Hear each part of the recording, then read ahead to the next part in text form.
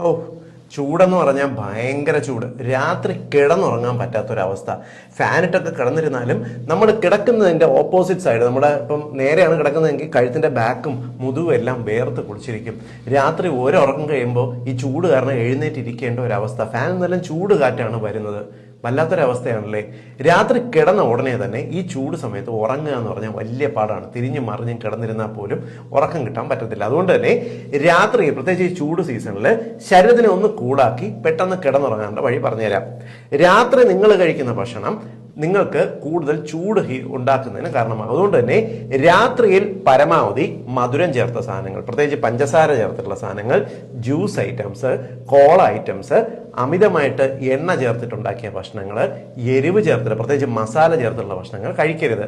മസാല, കുരുമുളക് ചേർത്തിട്ടുള്ള ഭക്ഷണങ്ങൾ ശരീരത്തിന്റെ ഹീറ്റ് കൂടുന്നതിന് കാരണമാകും. ഞാൻ ഈ പറഞ്ഞ ഭക്ഷണം എല്ലാം തന്നെ ശരീരത്തിനകത്ത് ഊർജ്ജോൽപാദനം നടത്തുന്നുണ്ട്. രാത്രി കിടന്നുറങ്ങുമ്പോഴായിരിക്കും ഭയങ്കരമായിട്ട് ചൂടും ആവിയും വേർപ്പും എല്ലാം ഉണ്ടാകുന്നത്.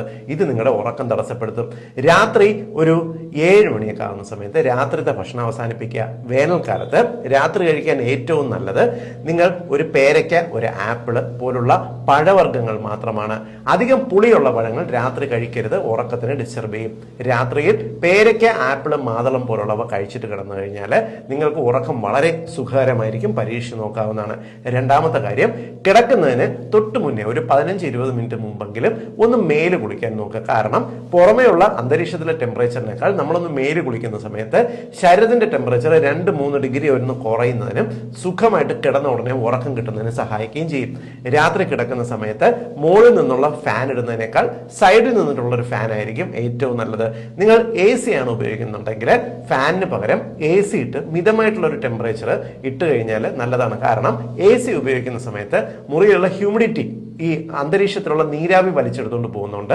നിങ്ങൾക്ക് ഉറക്കത്തിന് ഒരു ബുദ്ധിമുട്ട് വരില്ല. ഈ അധികം ടെമ്പറേച്ചർ തണുപ്പിച്ചില്ലെങ്കിൽ പോലും ഒരു കൂൾ ഫീൽ കിട്ടും.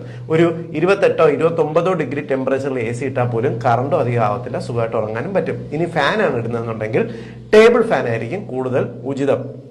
എപ്പോഴും സീലിംഗ് ഫാൻ ഇടുന്ന സമയത്ത്, അതായത് മുകളിലത്തെ തട്ടിലുള്ള ഫാൻ ഇടുന്ന സമയത്ത് രാത്രിയിൽ ചൂടായി കിടക്കുന്ന നമ്മുടെ കെട്ടിടത്തിന്റെ കോൺക്രീറ്റ് തട്ടിൽ നിന്നും ഹീറ്റ് താഴോട്ട് വരുന്നതിനും ഫാനിൽ നിന്നും ചൂട് കാറ്റ് വരുന്നതിനും കാരണമാകും. അതുകൊണ്ടാണ് ടേബിൾ ഫാൻ ആയിരിക്കും നല്ലത് എന്ന് പറയുന്നത്.